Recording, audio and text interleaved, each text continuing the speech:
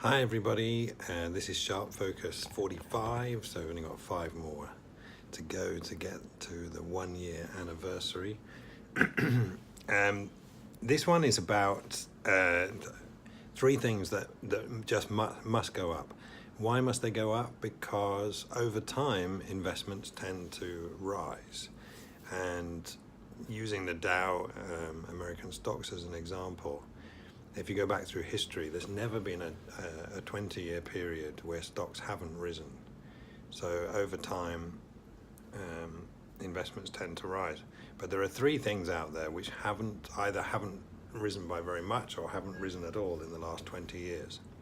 The first one, okay, I'm going to have to admit I don't know so much about this, but it's the UK. I'm British, lived outside the UK for more than 20 years now.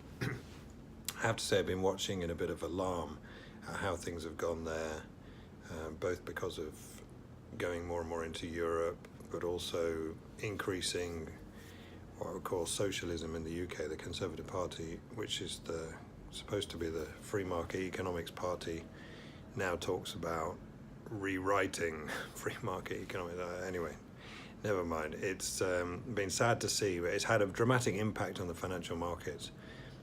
What's happened in the UK is growth slowed, bond yields have collapsed. Used to be one of the higher because of the growth, now they're way down, one of the lowest. The 10-year government bond yield in the UK is only about 1.4% compared to 3% in the US. And you've seen the impact on stocks. The UK, of course, was famous for that bull market during the 80s, probably the most famous market in the world during the 80s. But by 2000, things had really started to slow down. And if you look at the FTSE, the main FTSE, I remember as we approached 2000, when there were, at that time, lots of stock pundits writing in the papers, predicting the market to soar above 7,000. And today, 18 years later, the FTSE is at 7,700. So barely 10% higher in 18 years. That's pretty poor. But I think the UK, the British people will see things through, get back on track, and that market must go up a lot. Second is Indonesia.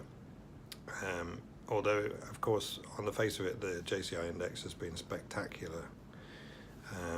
We started back in the mid-80s, 86, I think, at 100, and we're now at 6,000. So it sounds like an amazing story. At the beginning, the JCI actually halved. It went down to about 60 in the first year or so. And then it climbed up to above 600, close to 650 by 1990. Now at that time, the rupiah was about amazing to think, it was about 1,700. So if you divide that in dollar terms, you get about 0.35, something like that. Today, the index is at 6,000, the rupiah is about 14,000. If you divide that, you get just above 0.4. So the market has gone up less than 20% in US dollar terms since 1990. So that's now 28 years. So a lot of potential upside, I think, there should be for Indonesian stocks. The third one is my industry, palm oil. The palm oil price, I remember when I first came here, we got up to about 2,500 ringgit by 1998, 20 years ago. It's at 2,500 ringgit or even below that today, so the price hasn't gone anywhere in ringgit for 20 years. And even worse, if you go back to the 80s, the palm oil price first got to 1,000 in 1984, and today it's about 600. So it's down 40% in 34 years. So that's one, I think, most prices rise over time. That one is really extraordinary and should be going up by quite a lot. And the last time we had a big surge in the price was 2004-05. If you look at the planting statistics now for palm oil, including the replanting, which is starting to accelerate, of course, because it's 20 plus years ago that the trees were planted, then we're back down even below the levels of 2004-05 when the price went from 400 to 1,000. So we are due another big rally in the palm oil price very soon. So there you go. 3 things that haven't gone anywhere or even gone down over 20 years plus and should be big gainers for the future. Bye.